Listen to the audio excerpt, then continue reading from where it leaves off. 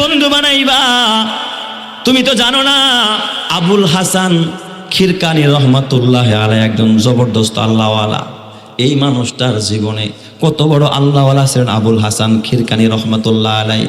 ওনার বাড়ি খিরকান, ইরাকের একটা জায়গার নাম খিরকান, ওখানে ওনার জন্মস্থান। উনি জুনায়েদ বাগদাদি রহমাতুল্লাহ এবং বাইজিদ বোস্তামিরও, এ বাবা 22 বছর পরে, বাইজিদ বোস্তামির ইন্তেকালের 22 বছর পরে খিরকান, ইরানের খিরকানে জন্মগ্রহণ করেন আবুল হাসান খিরকানি রহমাতুল্লাহ আলাইহি। অনেক বড় জবরদস্ত আল্লাহওয়ালা। ওনার বুজুর্গি আর ওনার কারামাত কত বড় মজবুত, এটা যদি বলতে যাই আপনারা আশ্চর্য হয়ে যাবেন। আবুল হাসান খিরকানি একজন কাঠুরিয়া ছিলেন, কাঠ কাইটা খাইতেন, কাঠ কাইটা। গরিব মানুষ, কাঠ কাটে কি আমাদের দেশের শিল্পপতিরা? জঙ্গলে লাকড়ি টোকায় কারা? একটা সময় যখন আউশ আমন ধান হইতো, এলাকায় হইতো না, পানির সময় আউশ আমন ধান করতেন কিনা আপনারা মুরব্বীরা জানেন, তাই না? মানুষ ধান টোকাইতো না? ধান টোকানি দেখছেন তো, বোঝেন তো? একটা একটা করে ধানের সরা টোকাইতো। তার মানে এই তবকার মানুষ ছিলেন আবুল হাসান খিরকানি রহমাতুল্লাহ আলাইহি। কাঠ কাটতো, জঙ্গলে গিয়া কাঠ কাটতো আবুল হাসান খিরকানি। উনি একদিন এমন জঙ্গলে গেছে কাঠ কাটতে যেখানে বাঘ ভাল্লুকরা থাকে। কাঠ অনেকগুলো কাটছে, একটা বোঝা কয়েকটা হয়েছে। বোঝা হওয়ার পরে এবার বোঝা তো উঠাইতে পারে না, কেমনে নিয়ে আসবে? আবুল হাসান খিরকানি কত বড় আল্লাহওয়ালা ছিলেন, কত বড় বুজুর্গ ছিলেন। এবার বোঝা বহন করার মতো কোনো গাড়ি নাই, একা মাথায় করেও পারবে না। জঙ্গলের ভিতরে তাকায় ডাক দিছে, এই বাঘ এদিকে আয়। সুবহানাল্লাহ কোন সবাই? যে আল্লাহর জন্য হয়ে যায় গোটা মাখলুক তার গোলামি করে। সুবহানাল্লাহ বলে সবাই। যে আল্লাহর হয়, মানলাহুল মাওলা ফালাহুল কুল। আল্লাহর জন্য যে হয়ে যায় গোটা পৃথিবী তার হয়ে যায়। আল্লাহু আকবার জোরে কোন সবাই? আবুল হাসান খিরকানি কয়, ওই বাঘ এদিকে আয়। বাঘ আসছে, বোঝা বাইন্দা বাঘের উপরে ঘোড়া বানাইছে বাঘের। বাঘ কি মানুষের ঘোড়া হয় না, মানুষ খায়? কিন্তু আবুল হাসান খিরকানিরে খায় না, কারণ আবুল হাসান খিরকানি সাধারণ মানুষ না। আবুল হাসান খিরকানি ছিলেন আল্লাহর গোলাম। এই জন্য জংলার মাখলুককেও আল্লাহ তার গোলাম বানাইছে। জোরে কোন সুবহানাল্লাহ। বাঘের উপরে বোঝা দিছে, এখন বাঘের উপরে উঠছে। বাঘের স্বভাব কি বোঝাটা না? কিন্তু বাঘ চলে না। আবুল হাসান খিরকানি রাগ হয়ে গেছে, কিরে বাঘটা হাঁটে না কেন? বুঝছে এটা লাঠি লাগবে, এটা লাঠি দিয়ে বাড়ি না দিলে এটা সামনে হাঁটবে না। এখন বা লাঠি কই পাবে? এ তো আর ঘোড়া চালায় নাই, লাগাম নিয়ে হাঁটে নাই যে লাঠি দিয়ে বাড়ি দেবে। ডাক দিছে, এই সাপ, এই একটা সাপ এদিকে আয় তো। বিশাল বড় এক সাপ ফনা ধরে সামনে আসছে। অমনি ঘাটটারে চাইপা ধরছে, ঘাটটারে ডাইন হাতটা ধইরা এরপরে সাপ দিয়া লাগাম বানায়া বাঘের মধ্যে বাড়ি আরম্ভ করছে। বাঘ এবার হাঁটা আরম্ভ করছে। আবুল হাসান খিরকানি রহমাতুল্লাহ আলাইহি লাকড়ির বোঝা উঠাইছে বাঘের পিঠের উপরে। এবার সাপ দিয়া লাগাম বানায়া পিটায়া পিটায়া বাড়ির দিকে রওনা। এ আমার বাবা, যে আল্লাহর হয়ে যায় আল্লাহ তার হয়ে যায়, মাখলুক তার হয়ে যায়। সাপ তার গোলামি করে, বাঘ তার গোলামি করে, আসমান তার গোলামি করে, জমিন তার গোলামি করে। এই জন্য আল্লাহ যদি তুমি আমি হতে পারি, আল্লাহ আসমান আর জমিনকে তোমার আমার অনুগত বানায় দিবে। কথা ঠিক না বেঠিক? জোরে কান। শামস কমার সুরখে জমি আঞ্জুম আখতর, দশতে দেওয়াল ওয়াদি এ সাহারা ও সমন্দর, মোরম লখতাম দরু তৈর কবুতর, শাম সে হর জুলম তুজু আহমর আসগার, গুলজার গুলো পুরগে সাজার किसने बनाया, तालिब मायूसी का हो ये सब जिसने बनाया, तालिब मायूसी का हो ये सब जिसने बनाया। বলেন তো সব কিছু বানাইছেন কে? আপনাদের মনে হয় কষ্ট হইতেছে, আমি কি শেষ করে দেবো? তাহলে কতক্ষণ? সারা রাত বলে না, না আর অল্প কিছুক্ষণ সময় করব। খবরদার কেউ যদি ওঠেন তাহলে আপনার লগে আমি উঠে যাব। আসেন তো আপনারা ইনশাল্লাহ? সবাই থাকবেন ইনশাল্লাহ? আচ্ছা পরীক্ষা হয়ে যাক, কারা কারা থাকবেন না একটু হাত উঠান। এই যে আল্লাহু আকবার কারা বলে থাকবো না, দেখছেন? ও মানে বুঝে নাই না। আমি যে গফরগাঁও এক মাহফিলে গেছি, মাঝে মধ্যে ওখানে গেলে আমার রাত 2টা পৌনে 2টায় বসায় বয়ানে আর কি। তো একবার পৌনে 2টায় বসছি, যায় দেখি শ্রোতা কিছু বৈশা রয়েছে, কিছু বগের মতো ঠোকায় জিমতেছে আর কি, ঘুমে ধরছে। 2টা 2:30 বাজে ঘুমের টাইম না। তো চিন্তা করলাম এই ঘুমন্ত শ্রোতা নিয়ে তো ওয়াজ করা যাবে না। জিজ্ঞাসা করলাম, এই জাহান্নামে যাইবেন কে? পিছন তেন দিয়ে এক কাকায় হাত উস্কায় কয় আমি যাবো। 3 জন, এই মেয়ে কাকা বসেন, কই যাবেন? কয় হুজুর জেনে বাড়া হেনই যাবো। আরে কয় হুজুর কি কইছে শুনছেন আপনি? হ্যাঁ মনে করছে হুজুর কি আর জাহান্নামে পাঠাইবো, হুজুর পাঠাইলে তো জান্নাতেই পাঠাইবো, ঠিক না বেঠিক? এই জন্য জোশের সাথে হুশ থাকতে হবে। আমি কি বলি, ভালো বলি না মন্দ বলি, বোঝার দরকার আছে না নাই? এই জোরে কান দরকার আছে না নাই? আল্লাহ তুমি বুঝার তৌফিক দাও, জোরে কান আমিন। নারায়ে তাকবীর, নারায়ে তাকবীর। কোরআন সুন্নাহর আলো আল্লাহ তুমি কবুল করো, জোরে কান আমিন। আমার বাজান কত বড় আল্লাহওয়ালা, আপনারা এতটুকুতে বুঝেন নাই। এই আবুল হাসান খিরকানি কত বড় আল্লাহওয়ালা। আফগানিস্তানের তৎকালীন যুগের রাজধানীর নাম ছিল গজনি, এখন তো নাম কাবুল, তৎকালীন নাম ছিল গজনি। ওই গজনির একজন সুপার পাওয়ার বাদশাহ ছিলেন, আল্লাহওয়ালা বাদশাহ, তার নাম সুলতান মাহমুদ গজনবী রহমাতুল্লাহ আলাই। 400 শতাব্দীর বাদশাহ, এখন কিন্তু 1400-1500 শতাব্দী চলতেছে। 400 শতাব্দীর বাদশাহ, তার মানে আজ থেকে প্রায় 10-1100 বছর আগের ঘটনা।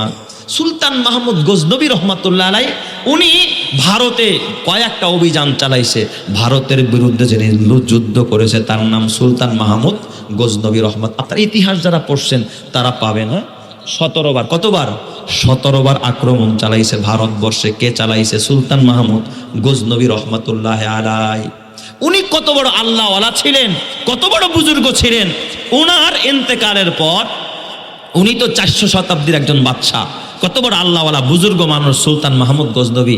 এর থেকে 1100 বছর পরে একবার আফগানিস্তানে খুব ভয়াবহ ভূমিকম্প হয়েছে। ওই ভূমিকম্পের সময় ওনার কবরটা, মাজারটা যেটা ছিল ফাইটা গেছে। তো ফাইটা গেলে তৎকালীন যুগের বাদশাহ জহির শাহ উনি করছে কি, চিন্তা করলো এটাকে তো মেরামত করা দরকার। লোকজন নিয়ে বাদশার কবরটা মেরামত করতে গেছে, 1100 বছর আগের কবর। আহারে যায়া দেখে ওই কবর মেরামত করতে গিয়া যখন আশেপাশের ইটার টুকরাগুলো সরায় দেখে কাফন বের হয়ে গেছে, লাশের অংশ বের হয়ে গেছে। কিন্তু কসম আল্লাহর, 1100 বছর আগের লাশ, এখনো কাফনের কাপড় যেমন সাদা ছিল তেমন সাদা, পরিবর্তন হয় নাই। কাপড়ের কালার পরিবর্তন হয় নাই। 11 বছর পার হয়ে গেল, এখনো মনে হয় যেন আজকে এই কাপড় পরে তারা কবরে দাফন করেছে। চিৎকার মেরে কন্যা আল্লাহু আকবার। একজন জান্নাতি বাদশা ছিলেন সুলতান মাহমুদ গজনবী রহমাতুল্লাহ আলাই। তার নাম শুনলে মানুষ ঘৃণা করে না, বরং রহমাতুল্লাহ আলাই কয়। বড় আল্লাহওয়ালা, সুবহানাল্লাহ জোরে কোন সবাই। এই সুলতান মাহমুদ গজনবী রহমাতুল্লাহ আলাই 17 বার ভারতে হামলা চালায়, কিন্তু একবার সোমনাথে হামলা চালায়। সোমনাথ ভারতের অন্যতম একটা মূর্তি, একটা তাদের একটা উপাসনালয়। এটাকে তারা অজেয় নাম দিয়েছে। অজেয় মানে এই জায়গাকে কেউ পরাভূত করতে পারবে না। এটা একেবারে তারা শিরক, কঠিন শিরক করে। এই জায়গায় কেউ ধ্বংস করতে পারবে না, কেউ পরাভূত করতে পারবে না।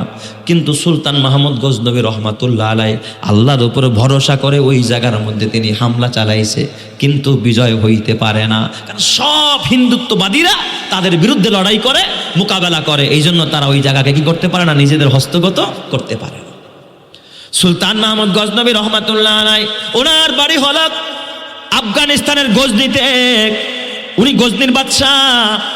আর আবুল হাসান খিরকানি কাঠুরিয়া মানুষ, কাঠ কাইটা খায়, বড় আল্লাহওয়ালা। ওনার বাড়ি হলো ইরাকের খিরকান নামক এলাকায়। এক দেশ থেকে আরেক দেশ সুলতান মাহমুদ গজনবী চিন্তা করলো, আমি সোমনাথে এতবার হামলা চালাইলাম, বিজয় ছিনায় আনতে পারি না। বুঝছি এখানে একজন আল্লাহওয়ালার দোয়া লাগবে। সুবহানাল্লাহ জোরে কোন সবাই। আল্লাহওয়ালার কি লাগবে? দোয়া লাগবে। আমরা তো আল্লাহওয়ালার দোয়া নেই না, আমরা নেই বিদেশি প্রভুদের দোয়া। বিদেশি প্রভুদের দয়া নেই, দোয়াও তো না কি নাই, দয়া নাই। কেউ দেখবেন আমেরিকার উপর ভরসা করে, কেউ ভারতের উপরে, কেউ রাশিয়ার উপরে, কেউ চীনের উপরে। কিন্তু ইমানদারের ভরসা হবে একজন, চিল্লায়া বলেন তিনি কে? ইমানদার কার উপর ভরসা করবে? আল্লাহর উপরে ভরসা। সুলতান মাহমুদ গজনবী আমেরিকার কাছে যায় নাই, রাশিয়ার কাছে যায় নাই, চীনের শক্তি পরাশক্তি তার দরকার নাই, ইসরায়েলের কাছে যায় নাই, ডোনাল্ড ট্রাম্পের কাছে যায় নাই, বুশের কাছে যায় নাই, এ আমার বাবা সোভিয়েত ইউনিয়নের কাছে যায় নাই, রাশিয়ার কাছে যায় নাই। সুলতান মাহমুদ গজনবী চিন্তা করলো, দোয়া লাগবে, একজন বুজুর্গের কাছে যাব। উনি গজনি থেকে এ বাবা চড়াই উতরাই পাড়ি দিয়া কয়েক মাস সফর কইরা খিরকানে চলে গেছে। ওই যে আবুল হাসান খিরকানি যে বাগের উপরে উঠে সাপ দিয়া লাকড়ির বোঝা টানে, ওই বুজুর্গের কাছে দোয়া চাইতে গেছে। চিৎকার মেরে কন আল্লাহু আকবার। আরো জোরে বলেন আল্লাহু আকবার। কত বড় বুজুর্গ আবুল হাসান খিরকানি। সুলতান মাহমুদ গজনবী রাষ্ট্রীয় সফরে সামানা নিয়া হাদিয়া তোহবা নিয়া আবুল হাসান খিরকানির দরবারে গেছে। ওই সময় আবুল হাসান খিরকানি মোরাকাবার মধ্যে ছিল, যায়া অনেকক্ষণ বসে রয়েছে। বাদশাহ আসছে, কোনো ভ্রুক্ষেপ নাই, তার এবাদত সে করতেছে। কিসের বাদশাহ টাদশাহ আবার? আল্লাহওয়ালাদের কাছে কোনো বাদশাহ নাই। আল্লাহওয়ালারা পরোয়া করলে একজন রে করে, তিনি কে? আরো জোরে বলেন না, তিনি কে? আল্লাহ। কিসের বাচ্চা টাচ্চা? তারপরও তার এবাদত। এই দিক দিয়ে সুলতান মাহমুদ ঘন্টার পর ঘন্টা বৈশা রয়েছে। একজন বাদশাহ, একজন ওই যে কাঠ কাইটা খায় কাঠুরিয়া, তার দরবারে যায় পয়রা রয়েছে। সুবহানাল্লাহ জোরে বলতে ইচ্ছা হয় না আপনাদের? কারণ ক্ষমতা দিয়া তো মূল্যায়ন হবে না, মূল্যায়ন হবে কি দিয়া? আল্লাহ দিয়া। আল্লাহর সাথে সম্পর্ক যার যত বেশি, তার দুনিয়া ও আখিরাতের ক্ষমতা তত বেশি। আবুল হাসান খিরকানি হঠাৎ করে তখন তার মোরাকাবা ভাঙছে, ইবাদত শেষ। সুলতান মাহমুদ গজনবী একেবারে নত জানু হইয়া কয়, হুজুর এই যে কিছু হাদিয়া আনছি আপনার জন্য। হাদিয়া দিস। হাদিয়াগুলো নেওয়ার পরে হাদিয়াগুলো সামনেই রাখছে। আমরা লোকটা মন্দর মহলে পাঠায়া দেয়, ভিতরে নিয়ে আটকা সিন্ধুকে সামনেই রাখা দিছে। দিছে থুয়া দিছে ভালায়া, কি আছে না আছে দেখার কোনো খবরই নাই। এদিক দিয়া আবুল হাসান খিরকানি গরিব মানুষ, কাঠুরিয়া মানুষ, যদিও বুজুর্গ কিন্তু কাঠুরিয়া, কাটকাইটা খায়। ঘরে তো খাবার নাই। ওই যে রুটি 3 দিনের আগের শুকনা রুটি বানাইছে 3 দিন আগে, ওইটাই একটু ভিজায় বুঝায় পানি দিয়া খায়। গরিব মানুষ, দেখেন না পান্তা ভাত খাইছে আগের গরিব মানুষরা পেঁয়াজ দিয়া, ঠিক না বেঠিক? ভাত ভিজাইয়া পান্তা ভাত ছাড়া সকালবেলা খাইতে পারতো না। তো ওই একটা রুটি কয়, যাও এই রুটিটা আর 1 গ্লাস পানি সুলতান রে দাও। এটা হলো মেহমানদারি। যেমন মেজবান তেমন তার মেহমানদারি। একটা রুটি দিছে, শুকনা রুটি। এখন বাদশাহ মানুষ কি আর এমন নর্মাল খাবার জীবনে খাইছে? শুকনা রুটি খাইছে, তাজা রুটি খাইছে। এই 3 দিন আগের রুটি পানিতে ভিজায়, কিন্তু চাবাইতে চাবাইতে সুলতানের ঘাম বাইরে গেছে, কিন্তু রুটি গলার মধ্যে যায় না, নিচে আর নামে না। সুলতান মাহমুদ খাইতে পারে না, হয়রান, কিন্তু কিছু বলতে পারে না, বুজুর্গ মানুষ। সুলতানের চেহারা দেখা আবুল হাসান খিরকানি বুঝা ফেলাইছে। ডাক দিয়া কয়, ও সুলতান মাহমুদ গজনবী, বুঝেছি আমার শুকনা রুটি আপনার গলা দিয়া নামে না। আমার শুকনা রুটি আপনার কাছে মজা লাগে না, আপনার গলা দিয়া নামে না। এই যে আপনি যে হাদিয়া আনছেন, এই হাদিয়াও কোনোদিন আমার গলা দিয়া নামবে না। চিৎকার মেরে কন্যা আল্লাহু আকবার। যান মিয়া, আমার কি মনে করছেন? আপনার হাদিয়া আমি নিব না, আপনার হাদিয়া আপনি নিয়ে যান। কি জন্য আইছেন সেটা কোন? এবার সুলতান মাহমুদ গজনবী বুঝছে, না এই হুজুর তো আর আমাকে হাদিয়া তো বানিব না। হুজুর নমনীয় না, হুজুর নমনীয় এক জায়গায়, তিনি কে? আল্লাহ। কয়, হুজুর আসছি আপনার কাছে একটা কারণে, বড় বিপদে পড়া। কয়, কি বিপদ? কয়, হুজুর আমি ভারতের সোমনাথ মূর্তিটা, সোমনাথে আমি কয়েকবার আক্রমণ করলাম, 17 বার, কিন্তু বিজয় করতে পারি না। আপনার কাছে দোয়া চাইতে আসছে, আপনি একটু দোয়া দেয়া যান, আল্লাহ যেন এই দোয়ার উসিলায় আমি সোমনাথটাকে বিজয় করতে পারি। সুবহানাল্লাহ জোরে কোন সবাই। সুলতান মাহমুদ গজনবী রহমাতুল্লাহ আলাইহি এই কথা যখন বললেন, তখন ওই বুজুর্গ ডাক দিয়া বলে, আবুল হাসান খিরকানি বলে, এই সুলতান, ওইটা আপনার দখল করার দরকার কি? কয়, ওই জায়গাটার মধ্যে ওরা মস্ত বড় নাফরমানি করে। কয়, কেমন? কয়, ওরা বলে এটা হলো ভারতের অজেয়, তার মানে এটারা কেউ কোনোদিন পরাভূত করতে পারবে না। ওই জায়গায় নাকি ওই যে মক্কার কাবা ঘরের 360টা মূর্তি ছিল, ওখান থেকে নাকি একটা ভগ্নাংশ মূর্তি এখানে স্থাপন করা হয়েছে। এই জন্য ওরা চ্যালেঞ্জ করে, আল্লাহও নাকি এটাকে ধ্বংস করতে পারবে না। জোরে কন্যা নাউজুবিল্লাহ। মস্ত বড় শিরক করে, এমন শিরক করে যেই শিরকের কোনো শেষ নাই। এই জন্য এত বড় নাফরমানকে কোনোদিন ছাড় দেওয়া যায় না। এবার আবুল হাসান খিরকানি ডাক দিয়া কয়, ও সুলতান, আমার কাছে দেওয়ার মতো কিছু নাই, অ্যাটমি পাওয়ার নাই, অস্ত্র নাই, কামান নাই, বিমান নাই, আমার কোনো বাহিনী নাই, আমি কেমনে তোমার সাহায্য করব? ওই দিক দিয়া আবুল হাসান খিরকানি কাটতে যায়, যেই জামাটা গায়ে দিয়া ময়লা হয়ে গেছে, তিলা পড়ছে, জায়গায় জায়গায় ফোঁটা হয়ে গেছে, ঘামের গন্ধ কয়। ওই জামাটা আবুল হাসান খিরকানি গাঁট থেকে খুলে ফেললেন। গাঁট থেকে খুইলা জামাটাকে একটা কাগজ তো নাই, গাছের পাতা দিয়া মোড়ায়া রশি দিয়া একটা বাইন্দা, কয়, না এই জামাটা আপনার হাদিয়া দিয়া দিলাম, আপনি এই জামাটা রাখবেন। আমার এই জামাটা আপনি যখন আবার সোমনাথে আক্রমণ চালাবেন, যদি দেখেন আপনি বিজয় করতে পারেন না, তখন এই জামাটাকে আপনি জমিনের মধ্যে বিছাইবেন। আমার এই জামাটা বিছাইয়া 2 রাকাত নামাজ পড়বেন আমার জামার উপরে। এরপরে আরশের মালিককে ডাক দিয়া বলবেন, আল্লাহ ও আকাশের মালিক, এই জামাওয়ালার যদি একটু মূল্য তোমার কাছে থাকে রে আল্লাহ, এই জামাওয়ালার এই কাপড়ওয়ালারে যদি তুমি ভালোবাসা থাকো, তাহলে তার উসিলায় তুমি সোমনাথের বিজয় আমাদেরকে দিয়া দাও।